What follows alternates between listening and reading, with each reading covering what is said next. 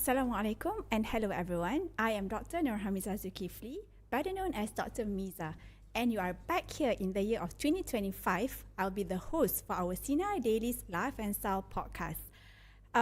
So I hope that all of you guys are enjoying January 2025.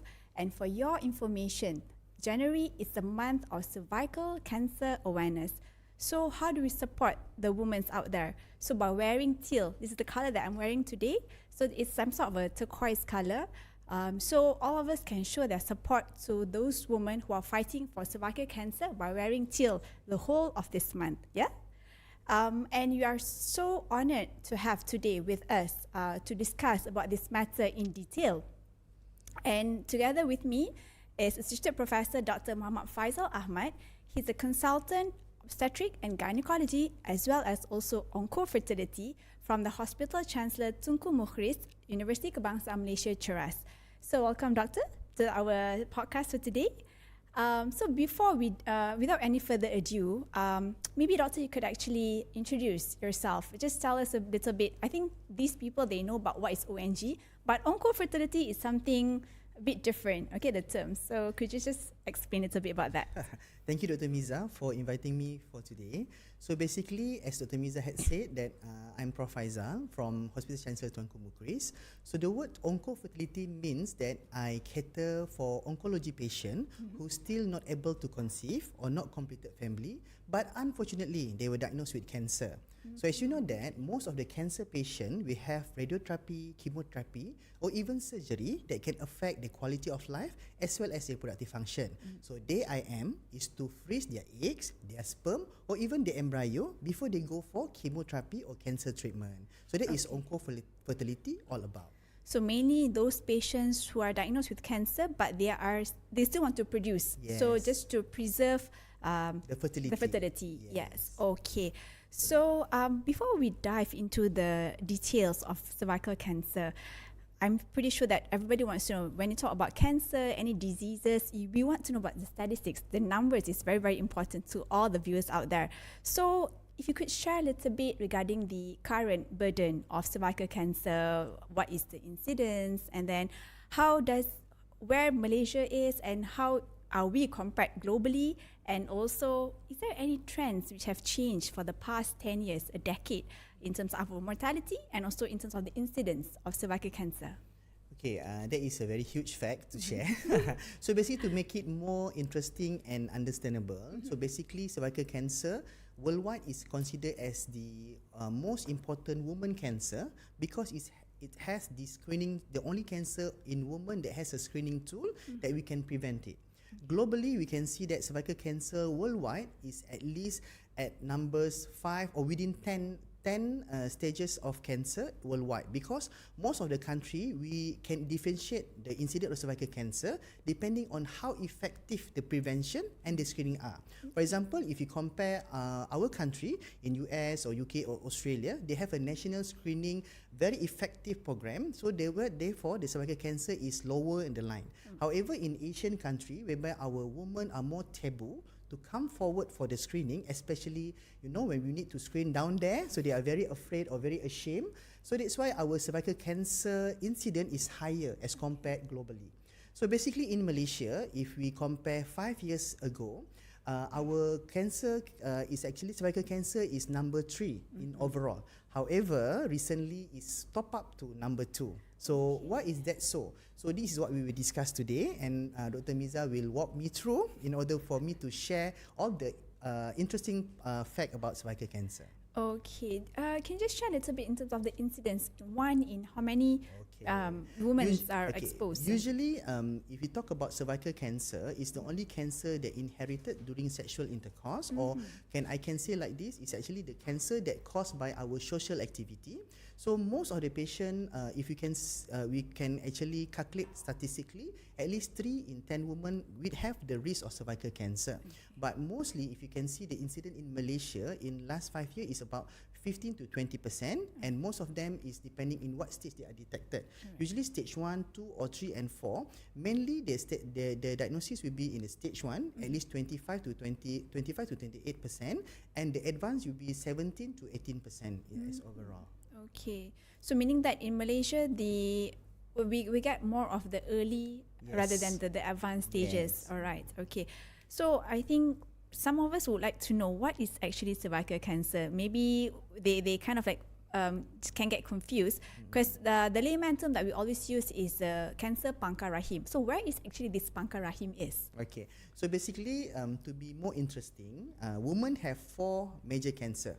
Breast, which is you, is a very excellent in breast, and then we have all the woman part. So we have ovary, which is the egg produce factory, and then we have the womb, which is the uterus. Usually this is cancer rahim, and then we have the end of the womb, which is what we call cervix. This is cancer pangkar rahim. So what we're talking about now is at the pangkar rahim, whereby at the womb tail, which called pangkar rahim lah. So this is where is the cancer, cervical cancer is. Right. Okay. Okay. So now we're going to talk more about the technical. So of course, after knowing the incidence and also where is actually the cancer is arising from, is there any that you could share with us in terms of the risk factors, like you have mentioned just now in those people who are more sexually active? Is there any other risk factors? Is it genetically related? I mean, is it related to socioeconomics, demographic, region-wise? You know, in Malaysia, I mean, is it more common in certain states? So could you actually share a little bit on that? So basically, when we talk about cervical cancer, the etiology or the causes is usually HPV infection. But when we talk about the risk factor, usually we need to interrelated it with our immune system. That's why the first and foremost, the risk factor that been highlighted in all the evidence-based journal usually is women who smoking. So when they smoke, they tend to have a lower immunity, especially at the protection layer of basilis at the cervical area. That's why they higher tendency to get cervical cancer. The second immunocompromised patient will be patient with diabetics, autoimmune diseases that can have a very low protection of their immunity due to the drug they take like prednisolone or long-term steroid, as well as the patient who diagnosed with RVD positive, also higher risk because the immune system is already gone due to the virus infection. So this is the risk factor that we can say. And if you want to jump into the social activity, the risk factor, the one is if you have multiple sexual partner. As you can say, nowadays we have a lot of friends that with benefits. So that's why if you have friends with benefit, you need to know that you by having sexual intercourse unprotected with multiple sexual partner can also give exposure to higher risk of cervical cancer.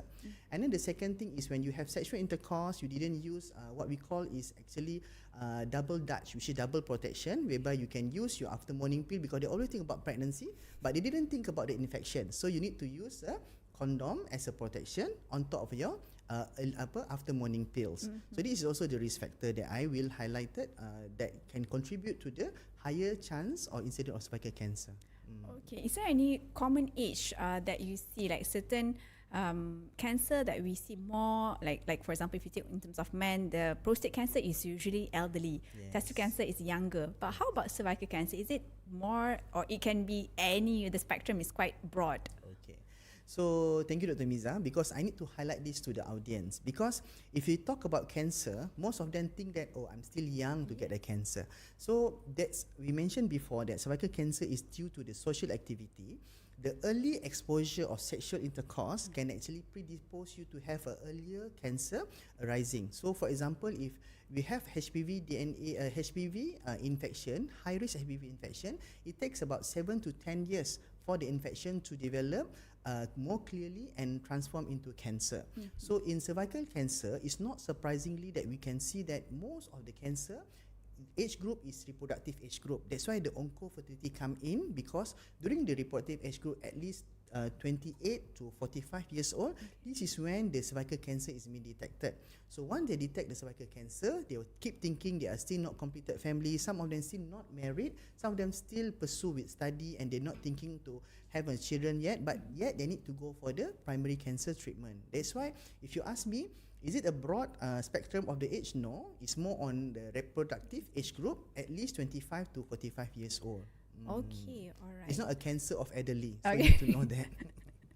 Okay, so remember, it's not, because we always have the taboo, I would say, like what Prof. Faisal said, oh, you are young, so you won't get cancer at a younger age. But nowadays, I see the whole shift of paradigm. I mean, Even not breast just cancer also the same, yes, right? not just cervical. I think the whole cancer has also shift. Okay, so when we talk, we have already mentioned regarding the age group, the risk factors. I think next, what we want to know about what are the red flag signs and symptoms, because when the woman should be alerted and they should come to us and for further investigations. So for the audience out there, sometimes they always think that the cancer sign is actually a normal symptom that they have. Because to be honest, if you have any growth or cancer related issues, it's always been painless. That's why they come late, or they always love to try other product first from the TikTok or social platform. They think that is can help in elevate the condition. So the most important thing that we need to highlight is intermenstrual bleeding. For example, when you have period and you're waiting for a next cycle of period, in between that you have a lot of spotting. You know, you tend to have like bleeding before the occurrence of your next cycle. So intermenstrual bleed is one of the red flag. The second red flag will be when they already have a growth on top of the cervix. When you have a sexual intercourse, they always postcoital bleed. So for example, when you have sexual intercourse and you can see that your partner complains, why there's a blood? So that is another red flag, because the cervix who already infected by the cancer is very, very fragile, and it can cause bleeding even with a blunt trauma. Okay. The third one, when it's more advanced, as usual, you can become more cachexic. You have a lot of prolonged bleeding, and sometimes you have a difficult of urination because the cancer already invade your bladder. Okay, right. So basically, the most important thing is The if there's any bleeding bleeding, basically it's bleeding per se. If there's any abnormal bleeding that is not as your routine menstrual bleed, it's actually something that It's a red flag. It's a red flag sign. Yeah, the woman should get screened, or not screened, should go to see a doctor or gynaecologist to have a further investigation and check up. Don't ask the person who live in TikTok about that problem, because they cannot answer your question fully. True. Okay.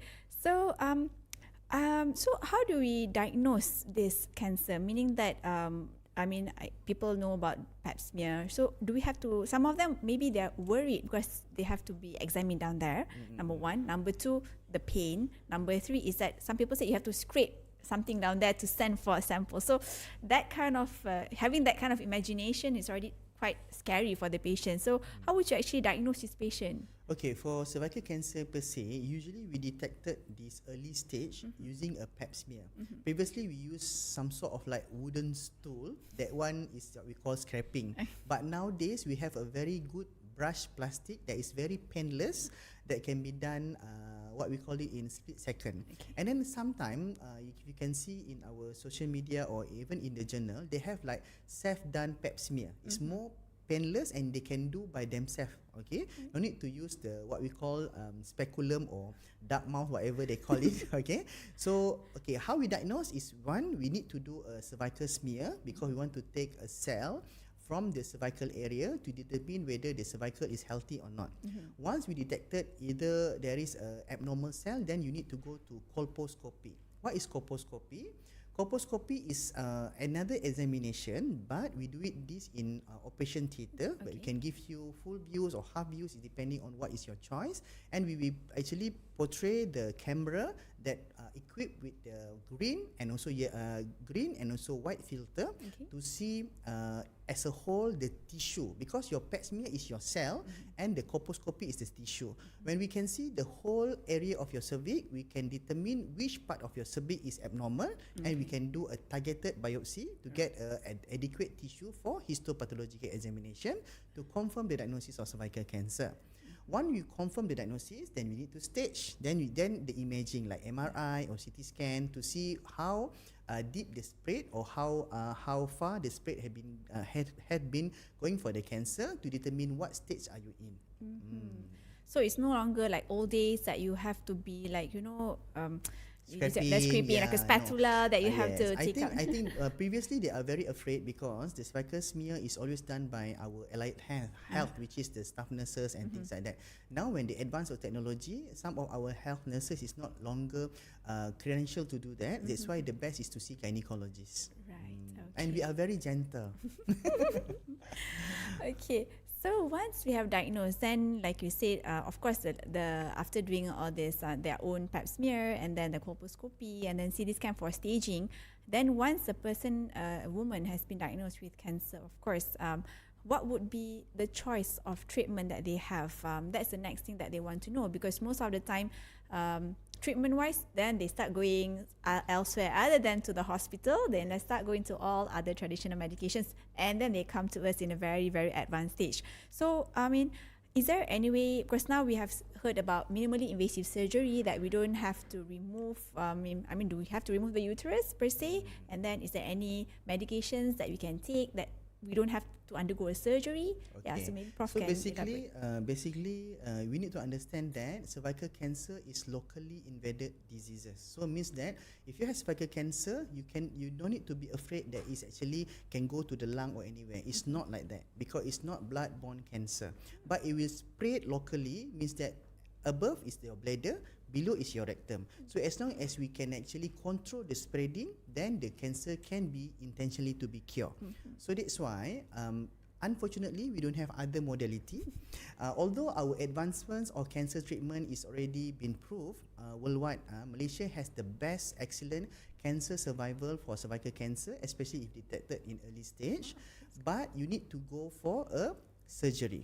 So the surgery is depend on the stage. If like in the first stage 1, at least 1B1, we can actually go for trachelectomy if you still want to keep your uterus. What is trachelectomy? Means that we try to remove as much as the disease part of your cervix without removing of your uterus. So that's why patients still have, as oncofertility, chance to pregnant. So that's why if a patient is stage 1, I will discuss with my gynaecologist whether the patient can be undergone a surgery to salvage the uterus by using trachelectomy.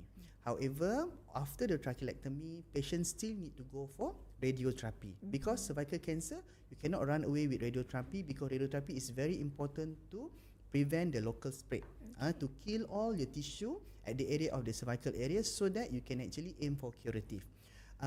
Concurrent chemo is actually advised if we think that there is a special HPE type, because chemotherapy have been escalated to help in terms of what we call this life preservation. So if you put chemotherapy in certain type of subtype of cervical cancer, you can actually prolong the life expectancy of the cervical. So you cannot run away from surgery, radiotherapy, and also concurrent chemotherapy if needed. But to be honest, most of my patients who go through this process have a tremendous better quality of life as compared to some of my patients who opted not to do so. Okay. Normally, how long would it take, for example, from the time, because they would like to know, for example, especially those in the reproductive age or those are in the younger age, that they have work, how long would they be away from work? So is it the whole process will be taking about a year or so? It's like we're taking about other treatment. Okay, so basically for the patient, for unfortunate women who diagnosed with cancer, I know most of them are what we call this working mother or working woman. So basically we have this allocation 3 to 6 months for them to undergo the treatment and also to become a good cancer survivor. Sometimes the process of the chemotherapy and radiotherapy may be about 2 to 3 months, but process of recovery of the emotional is maybe up to 6 months. That's why psychological, emotional, as well as the adjustment disorder is also part of the cancer treatment. So we cannot run away from that. So if you ask me, the best is 6 months for the patient to be prepared if they want to go through this cancer treatment, including the psychological and adjustment disorder. Okay. So the next they would like to know, after they have been treated, what would be their survival rate? I mean, is it like because most of them they feel they are doomed, they are diagnosed with cancer, that's it, that's the end of their life. But I think with the advancements of the, like you Prof Faisal have said, the technology, the treatment itself in terms of Malaysia is one of the best. So what would be the survival if they are in the early stages? Is it considered they can be cured entirely from cancer? Okay. So basically, if you talk about cancer survival, depending on the type of cancer, same goes to cervical cancer as well as staging of the cancer. So basically, it's the squamous type of cervical cancer in stage 1. We can actually intention to cure for the disease is high. At least I can say more than 70 to 80% can be cured. However, if it's stage 2 and above or advanced diseases, is depending on what stage they actually we caught them. So, but our surviving rate for cervical cancer is still higher, at least 30 to 40% in advanced stage, or even 50 to 60% in stage 2 to stage 3 lah.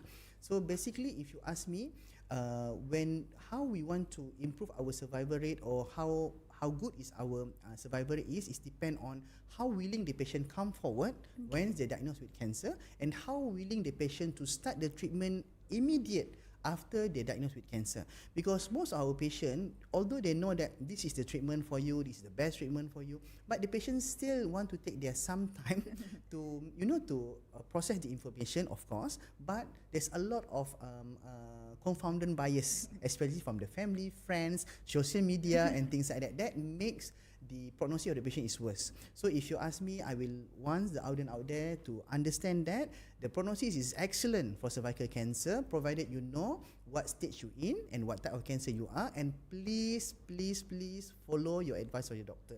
And don't forget, if you think that you still want to have a family, Onco-fertility is always there to help you.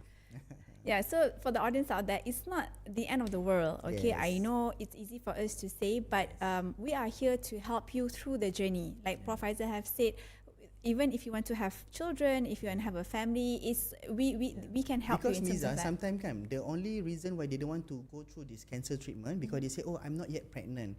Pity my husband, you know, that kind of thing. They didn't think about themselves. They think about the husband, their family. So that's why we incorporate the Oncofert in this kind of treatment, because we don't want them to delay just because of this. Yes. Yeah, because that's why I want to tell them that there is no million reason for you to not to continue your cancer treatment, because you no need to worry about the prognosis, is excellent. No need to worry about your reproductive effect, which this is excellent, as well as you need to concentrate more on the proper optimum cancer treatment.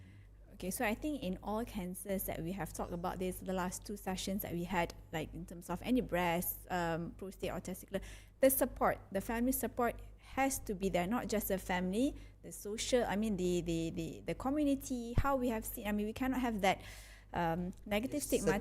Yeah, the circle of friends. You are what you are based on your friends. The circle, the community that you are coming from. So basically, what you're trying to say is that the survival rates is mainly depends on the type of the cancer itself and also the stage itself. So in the early stage, you can actually achieve up to 70 to curative. Okay, yes. That's a good thing for us to hear, isn't it? Right. And another thing is cervical cancer. Is it related to genetics? Certain things like breast cancer, we know we have BRCA mutation genes. Is cervical cancer, because some people say, oh, I've got this because my mom got this, because this is in my gene, so what to do? I don't have any options. Is it really that, or is it just a misconception? Okay. So for the audience out there, if you talk about the cancer that can relate to your family, it's likely the hormone-related cancer, because in Lynch 2 syndrome, they already produce that you can have so-called colon cancer, ovarian cancer, breast cancer, which is interrelated. But in cervical cancer, it's the other way around. If you are a good cervical cancer is always related to your social activity. As I mentioned to you, this is always because of the early exposure of sexual intercourse. Don't get me wrong, sexual exposure is okay, but when you have a good sexual exposure, earlier sexual exposure, make sure that you know when to do the pap smear, because you need to know that when you already have exposed to HPV infection, rather low grade or high risk, you need to know that you can actually monitor that by doing a pap smear. So if you ask me, is genetic related? No, it's not genetical related. So I think what Prof is trying to say, it is related to good behavior. Yes, good behavior. Good behavior. All right. Okay. So Prof has been mentioning a lot about HPV. So what is actually this HPV? We have seen the national guidelines. Not guidelines. We have this HPV vaccination. But how does HPV relates to the cervical cancer? How is that interrelated? So basically, when we talk about cervical cancer causes, usually we can read in the journal everything is actually due to the human papillomavirus infection. So actually the human papillomavirus infection will attack your basilis layer at the ectocervix, especially during sexual intercourse. So during sexual intercourse, you will have some blunt trauma that can cause scratch of your cells, and this HPV infection can go in. So we have two types of HPV DNA infection, is low risk and high risk. So if the high risk type is the one who can actually progress into cancer, it's not that today you infected, tomorrow you get cancer. No, actually the chronic infection of the single or double subtype will last longer, up to 5, 7 to 10 years, that can produce cancer. That's why if you do a pap smear, we can detect the pre-cancer lesion that actually caused by this HPV high risk. For example, cervical intraneoplasia type 1, 2 or 3, then we can actually scrap it off before it progresses a cancer. So that is the cause of cervical cancer. Okay. So how is the vaccination? Because is The it true? prevention, you mean? How is it true that cervical cancer is one of the cancer that you have a vaccine? Most of the cancer that you don't have a vaccine to prevent it from happening. So I mean, is it true that cervical cancer, by giving HPV vaccination, you can be properly? I mean, you can prevent it 100%. Yes, you need to believe in vaccine as what we believe when we COVID-19. You know, we can see how fallen our healthcare when there is a increase in virus infection, and the vaccine is the answer. So same goes to HPV vaccine, whereby it actually can cater to combat this infection. And usually this HPV vaccine is given to the patient who is naive. Naive means that didn't expose from the sexual intercourse yet, so that it can actually have at least 80 to 90% protection. So if you ask me, can we prevent cervical cancer with this vaccination? The answer is yes. Okay, yes, almost 90% if you are still sexually naive. However, if you're already exposed or you're already so-called sexually active, you can still have a good protection if you didn't expose to the HPV DNA high risk. But if you already exposed to the high risk and infected, you still have coverage about 50 to 60% if you still take it. And then, to be honest, study have shown that once you completed your course of vaccine, 3 times of the vaccine course, then you can actually have more than 10 years protection after the last injection of the vaccine. So that's why if you ask me, yes, and you need to go to the nearest GP or nearest hospital or any medical institution to get your vaccine. Okay, so that means whatever it is, at whatever stage, either you are not exposed, not sexually active, or you have been sexually active, or you have been exposed to those high grade, this HPV vaccination still confer some benefit. Some benefit, yes. Okay, all right. So it's better late than never. Okay, that's what people always say, isn't it? Yes. And So then, look at your social media. Which clinic now being given a promotion? Just grab the promotion and get your vaccine done. So you were saying that there would be 3, is it? Like some sort of Yes. COVID, like first, second, and booster, is yes. it? This depends on the what type of vaccine that you take. We have bivalent, quadrivalent. So usually the regime is 3 times. Okay. Depending on the company and also the type of vaccine. So you can actually choose which one vaccine that you want, and the timeline is depend on the type and the company of the vaccine. Okay. As any side effects, for those who are anti-vax, they would want to know. Not because, anti-vax. Okay. Not prefer to get not to have the vaccination. Okay. So those who are not really, maybe they are not well exposed. Okay. So what is actually the benefit of vaccination? Because maybe they feel that giving HPV, is it like injecting a HPV into me? Yes, then I will probably get a cancer. So would it? Can someone with does it cause cancer? No. Basically, the HPV vaccine is actually the passive immunity, whereby you've been given the antibody towards the patient who receive it. So usually the first and foremost, they will actually have some sort of like normal myalgia, arthralgia that you can get with any of the vaccine, because it actually try to release inside your immune system. The second, usually some patient can have a mild headache, but most of the patient can tolerate the side effect. So there's no major side effect that been reported. Okay. Okay. All right. So so don't forget to check out in terms of your any nearest. You can have it in GP, Yes. in a hospital. I think National Cancer Society of Malaysia, if you check out their Facebook, they also have a lot of booths that they open for free vaccination. So you guys can check out on that. Another thing that I would like to touch before we go towards the end, in terms of the pap smear. HPV is for the prevention. Pap smear in terms of like a screening tool, Yes. like how you have breast cancer, mammogram. So pap smear? What would you have to say on that?